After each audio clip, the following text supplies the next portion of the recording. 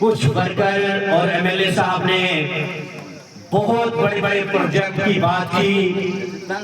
मैं आज रात देख रहा था कि बटलकोट के अंदर लूट पड़ रही थी एक जगह पर, तो 1.25 इंच, वो भी 9 बजे के बाद में पड़ी कि कोई टेक्निकल वाला ना आ जाए, कोई जेई ना आ जाए, कोई इंजीनियर ना आ जाए। 9 बजे के बाद वो लुक जब पड़ने लगी तो पहला रूलर जब चला तो वो रूलर वहीं पे खराब हो गया और 1.25 इंच लुक पड़ी। सुबह देखा गाड़ियां जब चलने लगी तो कई जगह से वो उधड़ गई है। हम एमएलए साहब से गुजारिश करते हैं कि आपने जिस नाम पर, जिस मंशूर पर, जिस काम की वजह से लोगों से वोट लिए थे,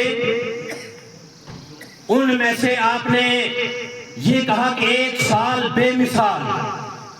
हम तो ये कहते हैं कि 1 साल सड़कों का बुरा हाल, 1 साल वो 200 यूनिट बिजली का बुरा हाल, 1 साल 12 सिलेंडर गैस जो आपने देने का वादा किया था उसका बुरा हाल। आपने रेट उसके बढ़ा दिए लेकिन दिए नहीं। आपने कहा था कि हम 10 किलो राशन देंगे, लेकिन जब आपकी ये पॉलिसी बनी उसके बाद 1 लाख लोगों के राशन कार्ड काटे गए। हम लोगों को पता नहीं है। इलेक्शन से पहले इन्होंने ये नहीं कहा था कि सिर्फ अंत्योदय वालों को हम 10 किलो राशन देंगे।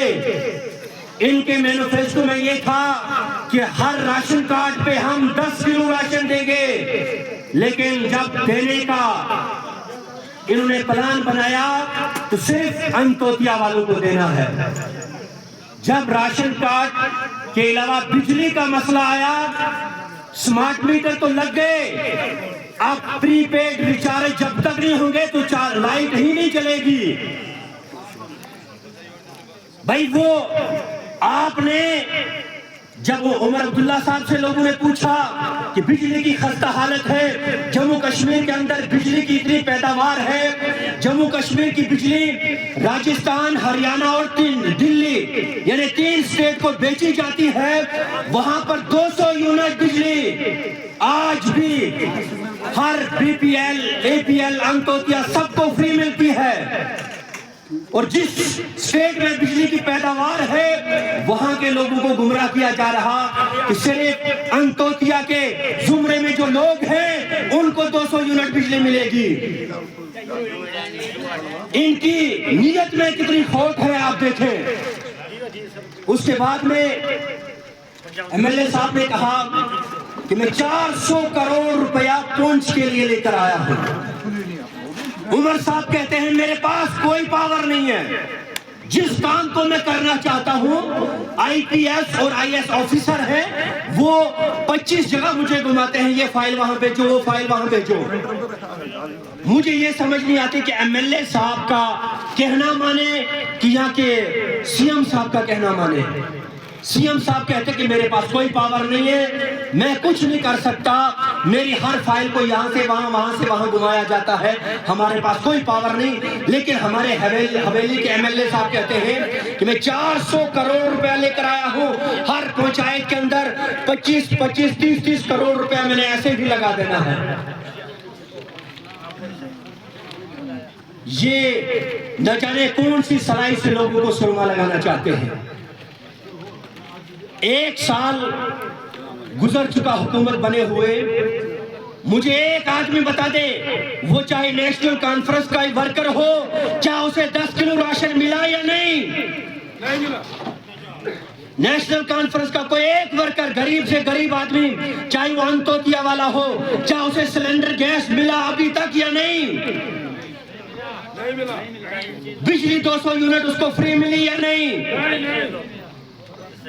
जो 60,000 डेली विजर थे उनका वादा इन्होंने किया था कि हम उनको परमानेंट करेंगे, उनको पक्का करेंगे।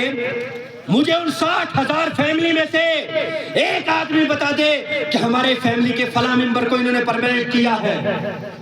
किसी एक आदमी को भी अभी तक परमानेंट नहीं किया है। जो 1 लाख नौकरी का वादा किया था, वो 1 लाख नौकरियां कहां पर है? मैं उमर सरकार से पूछना चाहता हूं।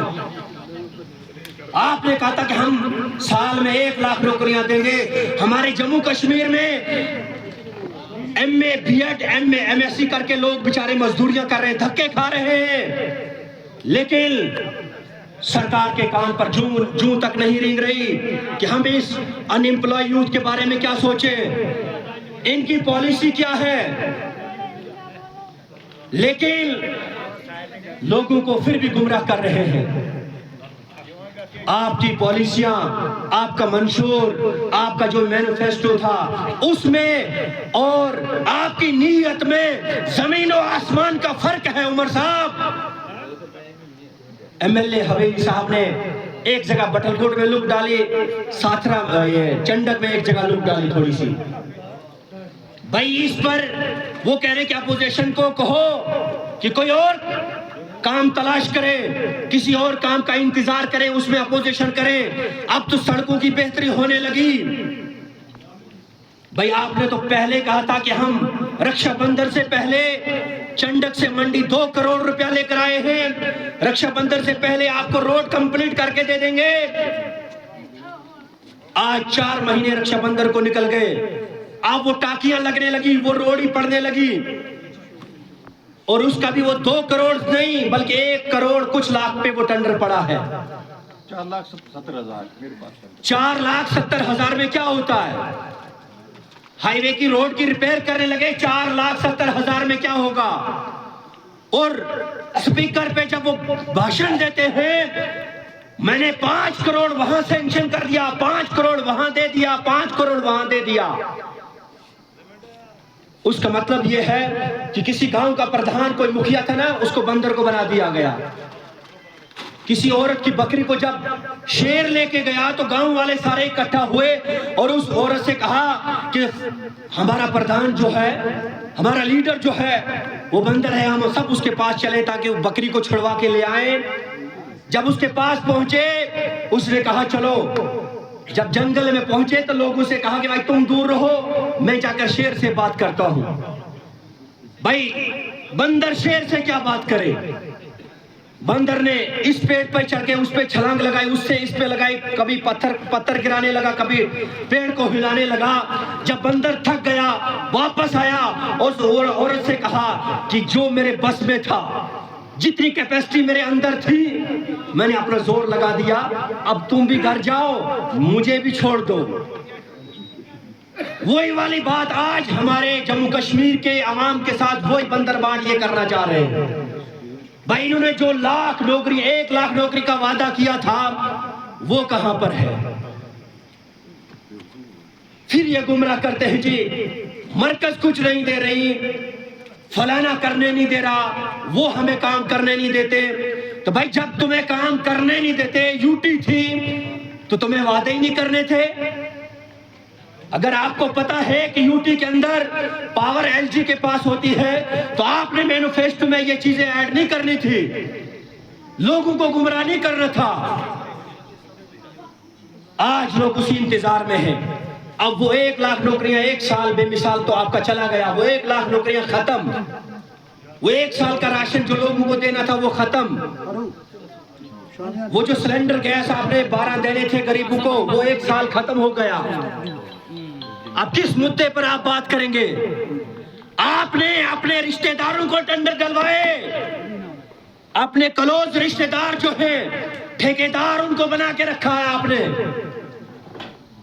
सारे टेंडर उनके नाम, सारी ठेकेदारी रिश्तेदारों के नाम, और ग्राउंड पे कोई काम नहीं। आप इस डाक बंगले से बाहर निकले और रोड की हालत देखें। हम तो MLA साहब से ये गुजारिश करते हैं कि अपोजिशन तो इधर चलती इस रोड पर, आपकी मीटिंगें इस डाक बंगले के अंदर होती है, क्या आप डाक बंगलों से बाहर निकलकर इस सड़क की हालत आपको नजर नहीं आती? MLA साहब से पहले DDC साहब ने कहा था कि मैं एक मशीन लेके आया हूं, आज तक किसी मंत्री, किसी संतरी, किसी लीडर ने वो काम नहीं किया। मैं DDC साहब से वो गुजारिश करना चाहता हूं कि वो मशीनरी आज तक नहीं खुली। आपके 5 साल चले गए, एक्सरे की एक मशीन मंगाई थी, वो आज भी उस पेटी के अंदर पैक है। एक्सरे की मशीन आपने देखा होगा उस हॉस्पिटल में पड़ी है। यहाँ के लोग मंडी जाते हैं, वहां पर पर्ची कटवाते हैं, या पुंछ में जाकर एक एक्सरे के लिए हम कहां कहां धक्के खाते हैं, मंडी और पुंछ में जाकर। 5 साल पहले एक मशीन आई, वो हॉस्पिटल के अंदर पड़ी है, कोई डॉक्टर उसके लिए अवेलेबल नहीं है। तो क्या करना उस मशीन का हमें? क्या उसको सजा के उसका दर्शन तो नहीं लोगों ने करने? उससे पहले एक फायर ब्रिगेड की गाड़ी मंगाई, लोरन की आवाम से कहा कि मैं तुम्हारा मसीहा हूं, मैं तुम्हारा ये दर्द समझता हूं, मैं तुम्हारा ये काम करने के लिए तैयार हूं। वो गाड़ी आई, 2-4 महीने वो गाड़ी यहाँ पर खड़ी रही। डीडीसी साहब को जम्मू में कोई काम पड़ा, वो गाड़ी भी पता नहीं जम्मू में शिफ्ट करवा दी, पुंछ में शिफ्ट करवा दी, उसका भी कोई पता नहीं हमें। लेकिन ये भोली भाली जनता, ये आवाम इस चीज को समझते नहीं। आज लोगों को किस तरीके से गलत इस्तेमाल किया जा रहा है। हम उनसे ये पूछना चाहते हैं कि आपने क्या किया गरीब आवाम के लिए? आपके जो वादे, आपने जो काम गिनवाए, वो कहां पर है? कितने सालों से लोग रो रहे हैं सड़क की बात को लेकर। 1 साल सरकार को बने हुए हो गया। क्या चंडक से मंडी तक लोग चलते हैं? क्या चंडक और मंडी में या पुंछ में इंसान रहते हैं? लोरन के लोग, आप क्या किस सब में हमें गिनते हो? क्या हमें हक नहीं है? किस जमहूरियत में चंडक से मंडी तक इसकी रोड की लुक पड़ सकती है, मंडी और लोरन के लोगों के रोड की लुक नहीं पड़ सकती? ये छोटी छोटी बातें लेकर सीधे साधे लोगों को गुमराह करते हैं। जी हमारे पास पैसा बहुत है। भाई अगर पैसा बहुत है तो अपने कफन के लिए रखा तुमने, लगाते क्यों नहीं हो? भाई पैसा किस काम के लिए है वो? क्या आपने नोएडा या दिल्ली में कोई 5 स्टार होटल बनाना है या अपनी कोई फैक्ट्री खोलनी है? जब 5 साल आपके गुजर जाएंगे, उसके बाद फिर लोगों को कहोगे कि हमें एक मौका फिर दो, हम काम करेंगे। अगर पैसा होने के बावजूद, इसमें अपोजिशन वाली बात नहीं है। अगर एक शख्स अपनी जबान से कह रहा हमारे पास पैसा बहुत है, हमें समझ नहीं आती कहां लगाएं, तो मैं कहता हूं वो लीडर फिर कमजोर है, कम सोच है वो। उसकी आंखों के सामने ये मसाइल नजर नहीं आते। बिजली के हाल क्या मसाइल है, पानी के क्या मसाइल हैं, हॉस्पिटल के क्या मसाइल हैं, सड़कों के क्या मसाइल हैं, वो कहते हैं हमें समझ नहीं आते पैसा कहां लगाएं।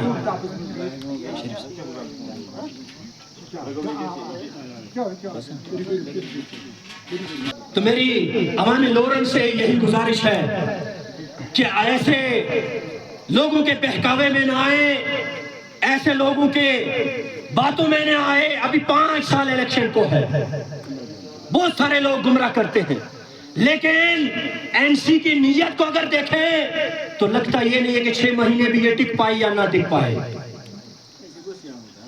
ये कहते हैं कि 10 साल का खमियाजा हम भुगत रहे। क्या 10 साल के बीच में फारूक अब्दुल्ला साहब पार्लियामेंट में काम नहीं कर रहे थे? क्या जम्मू कश्मीर की रहनुमाई नहीं कर रहे थे? कहते हैं जी दफा 370 टूटा, उसके बाद खस्ता हालत हुई, तो आपने उसको पक्का करने के लिए क्या किया था? हम तो नेशनल कॉन्फ्रेंस को कहते हैं कि अगर 70 साल से आप जम्मू कश्मीर के लोगों को भेड़ बकरियों की तरह चला रहे थे, तो 70 साल में आपने हम लोगों के इस 370 और 35A को पक्का करने के लिए क्या किया था? भाई पावर तुम्हारे पास थी। कभी बाप वजीर आजम था, बेटा वजीर आला, अब उसका पोता वजीर आला, आज यूटी का वजीर आला, तो आपने उसके लिए क्या लाएमल किया था? आपने जम्मू कश्मीर को बचाने के लिए क्या काम किया था? जम्मू कश्मीर के अंदर अभी पिछले महीने में हजारों गाड़ियां सेब की सड़ गई, रोड पर खड़ी गाड़ियां सेबों की सड़ गई। वो नुकसान किसका हुआ? वजीर आला ने उसका क्या हल निकाला? उन लोगों को क्या मुआवजा मिला? कश्मीर के लोग दर बदर हुए, जिनकी गाड़ियां लाखों करोड़ों का नुकसान हुआ। सीएम साहब ने उस पर क्या एक्शन लिया? ये उनकी नाकामी है। अपनी नाकामी को छुपाने के लिए लोगों को गुमराह कर रहे हैं कि हम ये कर सकते हैं, हम वो कर सकते हैं, हमारे पास इतना पैसा है, इतना बजट है, लेकिन लगा क्यों नहीं रहे? उन लोगों को मुआवजा कौन देगा जिनका अरबों रुपए का नुकसान हुआ? शुक्रिया।